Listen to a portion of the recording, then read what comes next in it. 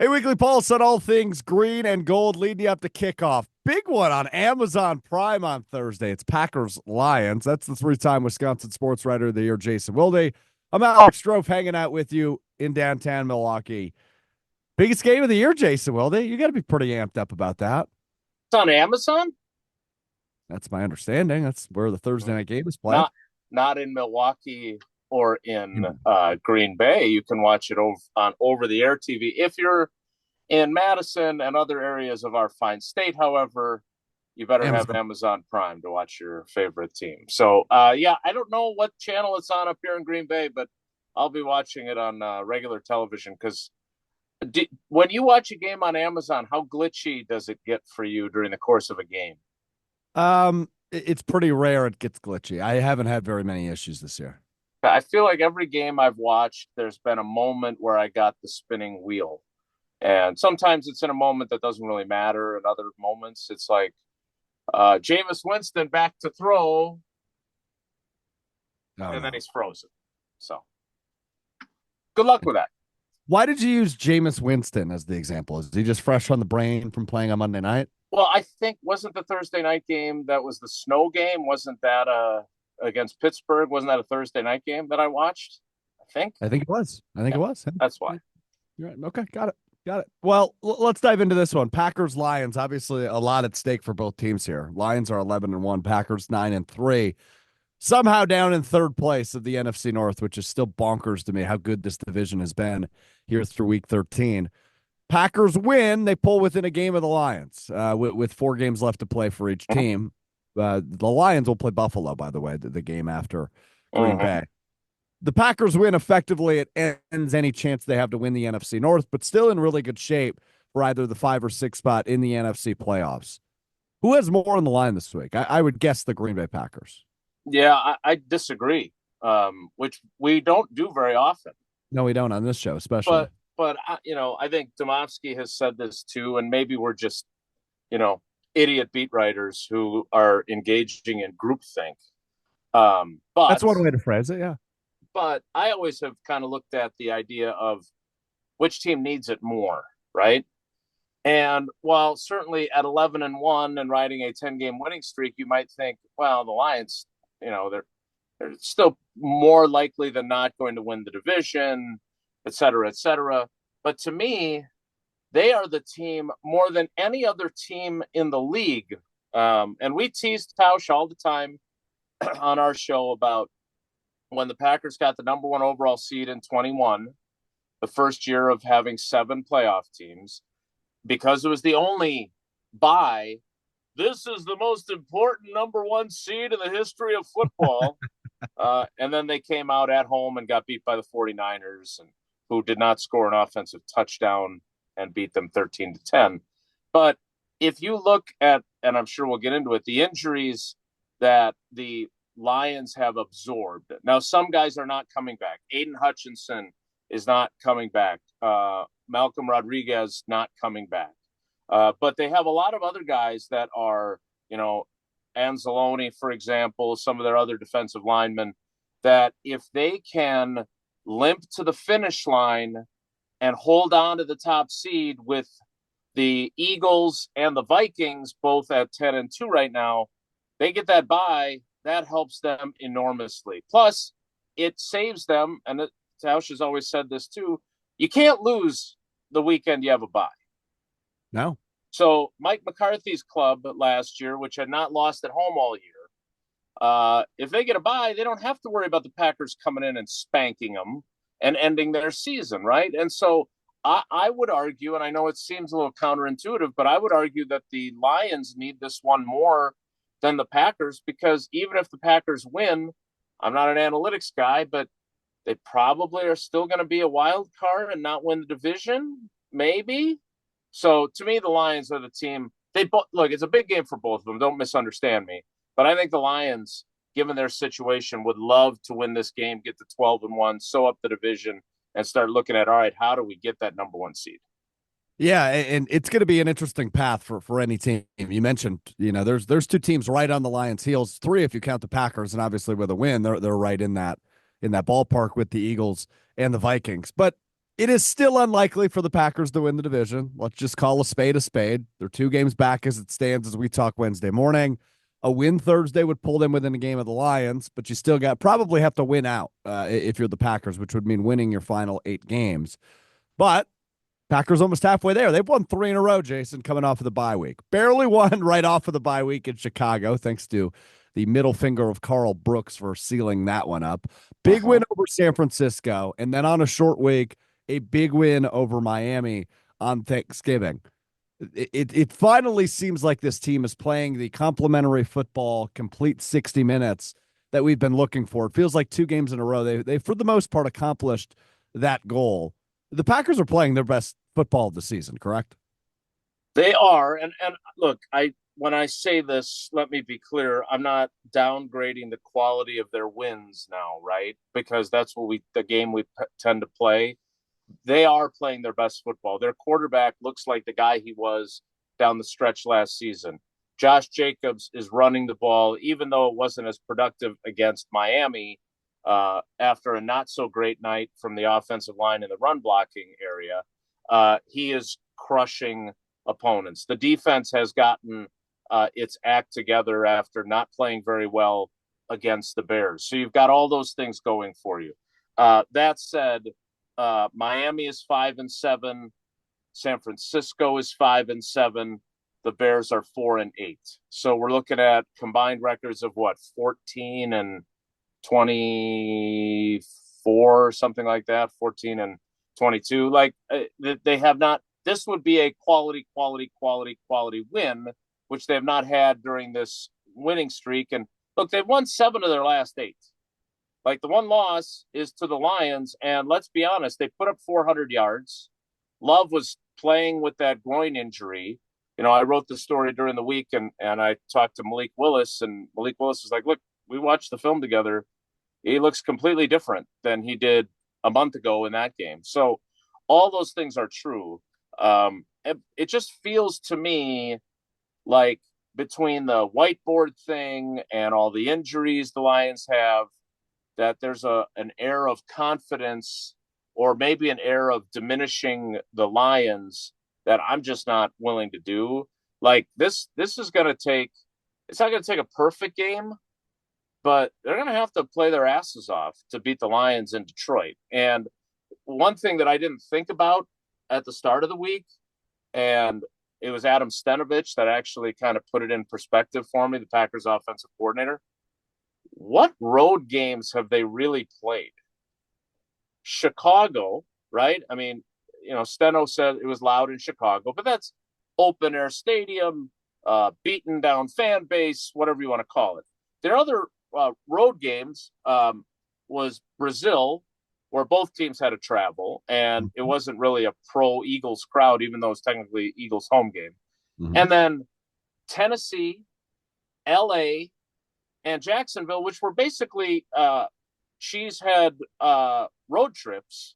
And as Steno said, it was kind of half and half. So this will be their first really authentically hostile environment, and it's indoors and it's really loud. And so I'm eager to see how they handle that. I'm not saying they can't. They did it last year on Thanksgiving, but this is a tough task. Yeah, it is. That's a really good point by the OC. I mean, we talked about it earlier in the year. I was at that Tennessee game, and it was 70% Packers fans, right? I mean, this is going to be an interesting environment. Now I hope, and I shouldn't maybe hope this on a Thursday night, but I hope Packers fans return the favor the Lions fans have given them for the games at Lambeau the last few years, when it's been invaded with Honolulu blue. I mean, there has been a lot of Lions fans in Lambeau, probably not to the effect of what we saw in Nashville for Packers fans, but there has been a lot of Lions fans traveling to Lambeau the last few years. You've noticed this, right? I mean, there's been 30%, absolutely, yeah, 30% Honolulu blue. But I don't I don't know enough about the ticket situation in Detroit, but I would have to think that for an organization that has been so down for so long, and now the last couple of years, you know, they beat the Packers in the finale at Lambeau in 22 to keep them out of the playoffs with nothing to play for. I mean, that was when I really and truly was converted to, because I was a Dan Campbell skeptic. Like, I thought he was, you know, a meathead former player who was using these like high school kneecap biting nonsense. Well, two things can His be true now. his guys believe, right? And Yeah. the fact that they came into Lambeau and out physicaled and outplayed a team that had everything to play for when they had nothing but pride to play for, that let me know that they were legit. And so I wasn't surprised by what they did last year. I mean, the biggest thing I was surprised by last year was that the Packers went in on Thanksgiving and beat them, frankly. So I won't be as surprised this year, but I still think it's going to be a challenge. Yeah, we'll reflect on that one a little bit later, but just want to reflect a little bit more on that Miami win. And a big part of it, Jason, was the pass rush. 5 sacks on Tua Tagovailoa, and I know they were playing from behind, so it allowed a little bit more of a pass rush, but Lucas Van Ness gets home. Rashawn Gary seems like he's maybe turned a corner a little bit. What do you make of the pass rush? I don't want to say is the problem solved, because I don't think it is, but it's certainly an encouraging sign with 5 sacks against Miami. Yeah, it's like one of those like I'm thinking back to when I used to watch like ER and they would have like the heartbeats and Okay. their pass rush. They had like this big jump in Tennessee while you were there. So maybe the pass rush really only works when you're in town. But they were flatline again, right? And so there's now activity again on their EKG. But I'm not sold that it's solved either. Like Lucas Van Ness has had a couple of sacks, and certainly it's way more encouraging than where he was previously, which was 2 pressures all season, 1 sack and 2 pressures all year. So he has certainly been a little more productive. But then on the flip side, I was actually asking Jason Rebrovich about this yesterday, the defensive line coach. Like, I don't know about you, but remember Devontae Wyatt? Like, he started the season like gangbusters. Then he Yeah, hurt his he was ankle, and now, like, he's a non-factor. Like, when he's out there, he doesn't make a difference. Like, I don't know what happened there, but it's almost as if that completely stunted his growth, and he's now he's the problem. Like, at one point, he was the only guy that was getting pressure. true. Now he's a non-factor, and look, I'm still, Rashawn Gary is an enigma to me. Not to be confused with the upcoming 3-part Netflix series Enigma on Aaron Rodgers. Whew. I don't know if he's had some great games in Detroit. He had a 3-sack game there. He also tore his ACL there. So I don't know what to expect from him tomorrow night. Are we going to do a special weekly Wilde unpacking Enigma, the Aaron Rodgers story? So I have not read Ian O'Connor's book, especially since I was inaccurately depicted in it. And so I saw the trailer yesterday, and look, I want to be very clear on this. Like, I still care about the guy. We have a lot of history together. I don't like some of the things that he has said. I think I disagree vehemently with some of the things he said. Again, my bias is I had the love of my life going through cancer treatment at the same time as COVID. And I think some of the things he was saying for someone who had no immune system because of chemo were dangerous. So that's just my bias. And whoever's watching, if they have an issue with that, I'm sorry. But I still care about him, and I still worry about him. And the guy that I know from most of my life, I'm sure there are people, some that run like, well, I'm not going to say it. Some former people that covered the team who are thinking, oh, Wilde's guy went off the deep end. I always thought I was fair and honest with him and about him. And when he played poorly, I said it, but I don't understand all this other stuff. And if he's on a journey to figure it out, my only statement would be, I hope that this documentary brings him closer to figuring it out. But it looks weird, man. That's all I could say. So I don't think you're going out on a limb by saying it looks weird. again, I care about the guy. Yeah. We have a relationship that's different than most people, and I try to set aside whatever frustrations or irritations or concerns I might have, and try and be supportive anyway. But Yeah. Sometimes he makes it tough. Yeah, that's fair. And I don't mean to pry, but it is piquing my curiosity. And I imagine people watching this, feel the same way. It was his birthday this week. Like, do you reach out in that scenario? We did. We sent him a text message with some of the pictures of him with the girls, and again, I don't do it expecting a reply. Although, so Sydney, who's our 13-year-old, we were driving home from practice one night. I think it was gymnastics practice. It might have been basketball practice or volleyball practice with her. It's hard to keep track. But I had been reading that story by Diana Rossini about how Woody Johnson had wanted to bench him. And when she got in the car, it was up on my phone and she saw the picture of him in the story. She's like, "Hey, when's the last time you talked to him?" I said, "Well, I've texted him a couple times in the last couple months, but I haven't gotten a reply." She's like, "Well, I should text him." Like, okay. So I said, "Hey, Sydney said she wanted to text you. Just wanted to see how you're doing. She said she knows it's been a rough year for you."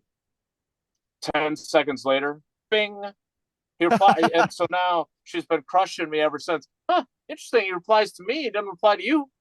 So I don't know what to make of that. But yes, we stay in contact. And again, what a train wreck that whole thing turned out to be out there. I still can't believe it. And yet there's something about him that while lots of people have been able to tune out, there's a lot of other people that still have this, whether it's a morbid curiosity or just a regular curiosity, that they can't quite quit him. Oh, I fall into that category. I mean, he is the most fascinating NFL player, right? Like there is not close competition either, right? There are people that are fun to watch, the Josh Allens, the Lamar Jacksons, the Patrick Mahomes. They're great to watch. Rodgers typically was that. He hasn't been this year, but yeah, there's still. I mean, we've talked about it before. Like that was the longest relationship, right? Like, or one of them was me and the quarterback of the Packers. Not a relationship like you guys had, just him being the quarterback of my favorite team. So it's hard to turn away, even when it's as ugly as it's been this year.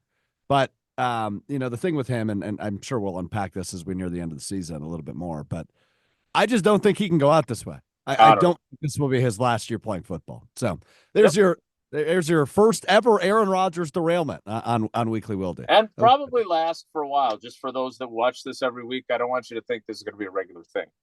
No, it's not. We've never done it, but with the Netflix documentary coming out, I was curious on your thoughts on that. Anyway, let's get back to this one. So, Packers Lions. This game was played at Lambeau Field prior to the bye. Lions went up big. It was that ugly Jordan Love pick six to Kirby Joseph prior to the half. Final score ended up being 24-14. I reflect on last year, and I asked you this last week. I think Jason is I think people just expect history to repeat itself. You lose earlier in the season at Lambeau, you go to Ford Field, you punch them in the mouth. While it certainly can happen, I don't want to operate that is a foregone conclusion because this Lions team is better than last year's Lions team.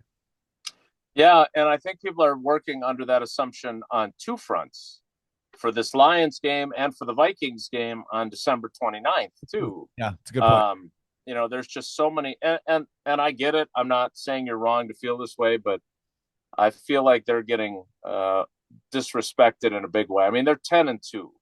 You can say that some of it's smoke and mirrors, but 10-2, you are what your record says you are, and they're doing something right up there. Yeah, look, again, I don't think that the November 3rd game is a very good indicator at all of what they are. Now, they had already lost Aiden Hutchinson, which I do think is an important point. Like, they did not, the Packers didn't have to deal with him in that game, and they won't have to deal with him in this game either. But, they were able to move the ball. I would also add that and again, it's a week-to-week league, so it doesn't necessarily carry over, but it does look like they've figured things out a little bit better in the red zone. 3% clip of touchdown success, 3 for 5 in Chicago, 5 for 5 touchdowns against the 49ers, and then 3 for 5 against Miami. So that's, by my calculations, 11 out of 15. That's a pretty damn good clip right there. So that's really, in my opinion anyway, encouraging. And they had obviously had not played well in the red zone, including in that Lions game. But it still comes back to love for me. Like, I just think if you're a Packers fan, you just feel so different about him today than you did. Like, I don't know if I would go so far as to say he shouldn't have played in that Lions game, because I still thought he did some good things, but he just wasn't himself. And on top of that, one of the things that we've seen as he's gotten healthier is he's also gotten smarter about his decisions. And we joked about it with LaFleur this week, but like, if you're trying to get your quarterback to take more checkdowns, one of the best ways is to have a dude take a check down 49 yards for a huge gain, or have Tucker Kraft trucking guys for big gains on check downs. Like, I'm a lot more willing to throw a check down if it's getting me big yardage as opposed to it's just avoiding negative yardage. Because then I'm thinking, well, maybe it's worth the risk to chuck and duck and do the F it, Christian Watson's down there somewhere. So again, I think they're just in a better place offensively. I have been a believer in this defense, and it was interesting. We were talking to Ryan Downer, their defensive backs coach, yesterday, who is really a Jeff Hafley protege. And I asked him, it looks to me, and I always like, hey, correct me if I'm wrong, because Lord knows I'm wrong a lot. But it looks to me like guys know what the hell they're doing better now. Like, there's a comfort level. And I was guilty of this, and I said this to Ryan, that I just figured, hey, this defense is simpler than what they ran. It's 4-3. It's aggressive. It's get up the field. The transitional won't be so difficult. And I was wrong. Like, and as he put it, I thought he put it really well. When you transition to a new defense, it's still a transition. Doesn't matter if it's simpler, it's different. And so those guys up front, Preston Smith complaining that he didn't fit the system. Now, maybe if he doesn't find a trade partner, maybe he gets better and better too. But all those guys up front, Kenny Clark didn't suddenly become a crappy player, right? And I know he didn't become complacent because he got an extension. That is not how he is wired. Quay Walker still, yes. Are there times when he frustrates fans? No doubt. Do you have a right to be frustrated? No doubt. But the last two games, he looks like he's got a much better idea what the hell he's doing. So there's a lot of good things happening on that side of the ball, other than Jair Alexander's lack of availability. All right. Really interesting. Yeah, you mentioned Jair Alexander. Edgerrin Cooper obviously has missed the last two games as well. And then Romeo Doubs missed last Thursday with the concussion. What do you think the status? And I know your week is all screwed up, right? Today is technically Saturday in terms of 12:65 time. What is your thoughts on those three guys? Can we expect to see any of them, all of them, none of them? Yeah, I'm annoyed too, because it's technically Saturday in the NFL world. But so yesterday was Friday, and yet they didn't issue the injury report with designations, which normally they would do. So I don't get that. Like, why? Like, now the day all the regular week games, they don't issue the designations of out, doubtful, questionable the day before the game. They do that on the Friday before a Sunday game, and they didn't do that yesterday, which annoys me. I don't think Edgerrin Cooper is playing. He didn't practice all week. He has not practiced now in 3 weeks. And he is a young player who was already making mistakes while he was also making big plays. So let's rule him out, at least on this program. I think the fact that Romeo Doubs took part in practice all week long, even though he was technically still in the concussion protocol, part of the protocol to getting cleared is being able to function in high intensity environments. And so he did that in practice. So I am cautiously optimistic that he will be cleared and he will play. If he doesn't, it's the one position, in my opinion, where they're fine. Like, you would much rather have him than not. I look like an idiot with how I was trying to ask Matt LaFleur a question early in the week, saying, look, I know it's not a good thing that Romeo was down, but does it make it easier from a rotation standpoint? Because that's one fewer guy that you got to figure out how many snaps to get.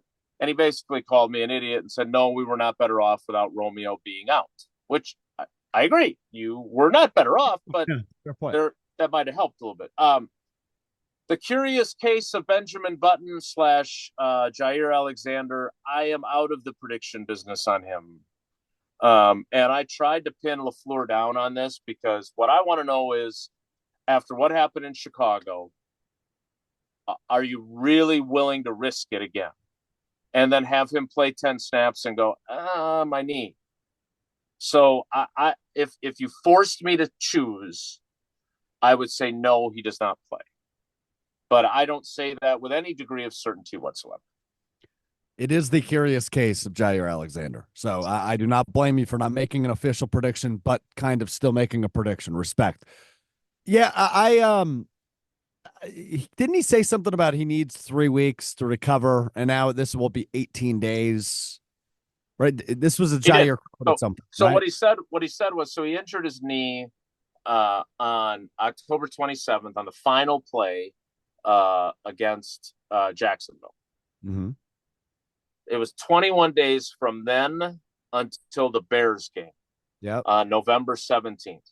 And what he said was that I had 21 days of non-contact, and that wasn't enough. So now I obviously need more than 21 days. So if that happened on November 17th, and this game is being played on December 5th, I'm no mathematician, but that's fewer than 21 days. Yeah, it is. So ever since he said that, and he says that he has a PCL tear, which is what McCaffrey has, and McCaffrey's injury, they said, is 6 weeks. Now, I don't know if his is minor compared to McCaffrey. I don't know anything about that.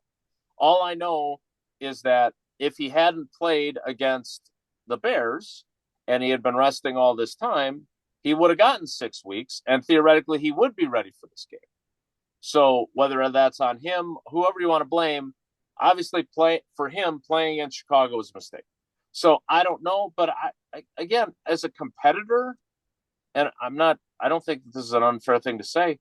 If there's any game that you want to tough it out and try and play through, isn't it this one?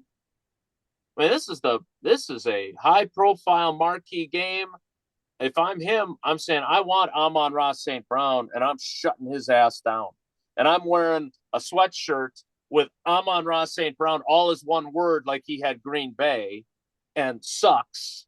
If I'm Jair and I'm walking into Ford Field with that as my hoodie. And I don't know if that'll be the case or not. And I obviously could never back up a sweatshirt like that, but he can. Yeah, he could. Well, potentially, depending on if he plays more than 10 snaps. But we will see with Jair Alexander. Certainly would like to have him. Just the last 2 years can't operate like you're going to have him. So and the good news is they're used to not having him. So sure. I think they trust Carrington Valentine. Bill Huber had this. Did you see this ridiculous stat though about Eric Stokes? Eric Stokes has played 999 snaps on defense without an interception or a pass breakup. Passer ratings the last 3 years are all like against him are all like a north of 120 or 125. Yeah, I mean it is one of the most outrageous stats I've ever seen. So props to Bill Huber on digging that up. But yeah, not great. He will be gone, would be my guess. Well, he definitely didn't get the 5th-year option. So right. Yeah, that's not depressing at all. All right, let's go optimistic as we wrap up the show. It's the Packers' biggest advantage on Thursday. Ooh, I think there's a couple of them. First of all, they're just a much healthier football team. That's true. And look, I don't, is it realistic for Quan Alexander and Jamal Adams to hit the ground running and help them right away? Look, those are 2 names, but I always think that we are a little fantasy football-ish, even with defensive players, that we attach the name. I don't know if those guys are going to help them, but I'll say this: Zadarius Smith has helped them, right? That has turned out to be a good move. At the same time, I would argue that they aren't as bad defensively because of the injuries as Packers fans probably would like them to be. But their linebacking core is decimated, their defensive line. Just make sure that you don't.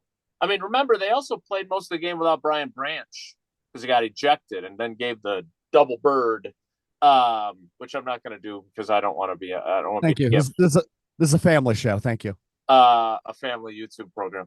But so I think there is an advantage there, number one. Number two, Yeah. I just think that it's not an advantage because of what their running game is with Montgomery and Gibbs, but I think they neutralize the advantage that the Lions have against most teams with the way Josh Jacobs is running the football. And then finally, look, I don't know what their pass rush is going to do on the road, but as we saw in some games this year, if you don't get the quarterback off the spot, if Jared Goff is able to sit back there and pat the ball or get the ball out quickly, he's unstoppable. Like, he had a perfect passer rating in a game. So if their pass rush is a fallacy, then there's an advantage there. If it's not, then I would argue that the Packers have the quarterback advantage with the way Love is playing now as opposed to the way he was playing then. 2 games in a row without throwing an interception. He tried. He's trying. He's doing his best. If I say Jordan Love Toyota-thon, what does that mean to you? Toyota-thon? Yeah, have you not seen this? No. Well, I get to teach you something at the end of the show. All right, great. So Toyota-thon, obviously the Toyota commercials you see from mid-November through mid-January. Yeah. Packers fans, I would imagine Generation Z Packers fans have dubbed Jordan Love Toyota-thon, given how well he plays in the span that the Toyota-thon promotion runs, right? Last year, he was terrific during Toyota-thon. This year during Toyota-thon, the last 2 weeks, he's turned it on. So the joke going around the internet is that Jordan Love Toyota-thon, pretty much the same thing. So here's what I'm always curious about when something goes viral. Who started it? I don't know the answer. Because I think that person, if I was Jordan Love's agency, I would get a partnership with Toyota. And then that person who came up with this deserves to be, at the very least, a small cut of the deal and a small role in the commercial, because that's clever. I respect people who are clever, and that is clever. Does that mean that if that some other quarterback, if he's really good in December, he could be in the Lexus December to remember? Hey, I think that's Matt LaFleur. That's Matt LaFleur. He doesn't lose in December. It's true. It's fair. It's very fair. Yeah. Okay. Well, that was a fun way to end it. Jason, any final thoughts ahead of Packers Lions? Yeah, not a thought about Packers Lions per se, but for old school Packers fans or beat writers. Now, one guy didn't cover it all. One guy intimidated the hell out of me when I did cover him because I was a really young reporter, and now I have a good relationship with him. But pretty cool to see Sterling Sharp, who I never covered, which is fine because all the guys that did cover him didn't really cover him either, since he wouldn't talk to the local media. But he's a finalist with the seniors committee. And then Mike Holmgren, who is, long overdue, in my opinion, taking 2 different franchises to a Super Bowl, going to 3 total. He is a Hall of Famer, and I will be very happy for him. I certainly hope that ends up. He should get through now that he's a finalist. But I wanted to end with congratulations to both of them, because those are iconic people in Packers history. And I know you are a good young Packers fan who appreciates history, but there are those that think that it all started with Favre or started with Rodgers now. And that's obviously not the case. We're not where we are, frankly, with Lambeau Field and Titletown and all that other stuff, without Ron Wolf, Mike Holmgren, Brett Favre, and Reggie White. They changed everything here. And Bob Harlan. And Bob Harlan. Yep. And, you know, it's long overdue for Holmgren, but I think Sterling Sharp, one of the most underrated players ever. So I think he's also super deserving. Gale Sayers of wide receivers, right? I mean, his career was cut short. His career would have continued on the trajectory. Always interesting, though, to think about what ifs. Like, Yeah. does if Favre has him moving forward, does that actually stunt his growth as a quarterback because he's just always going to the one guy? I mean, it's you know, there's all kinds of crazy things. Like if the Packers lose the last game of the '88 season and they end up drafting Troy Aikman instead of Tony Mandarich, I mean, that's the kind of stuff that gets my brain percolating. Yeah, what ifs are very fun. We can save the what if Nick Collins never gets injured conversation for another day because that's another fascinating one for me because I think Yeah, he's on the Hall of Fame trajectory if he never gets injured. yeah. Mike McCarthy said it, and they would not have wandered in the safety wilderness up until Xavier McKinney if they'd have had him for another 8 or 9 seasons. At Jason J. Wilde on socials, you can get me at Alex_Strouf. We're with you before the game on Green Bay Game Day, ESPN Wisconsin 620 WTMJ. You can hear Jason after the game. You can hear him on Wilde and Tausch. You can hear him on every show that exists in the ESPN Wisconsin ecosphere, sphere. I don't know. I I like tried. Galaxy personally. Oh, okay. Yeah, that's good. Yeah, That's good. In the ESPN Wisconsin universe. Yeah, Galaxy. like the Marvel universe, the ESPN Wisconsin universe. Yeah, Thanks, Jason. it's the first time I've ever compared myself to a superhero. All right, Strouf, you're the best. Thanks.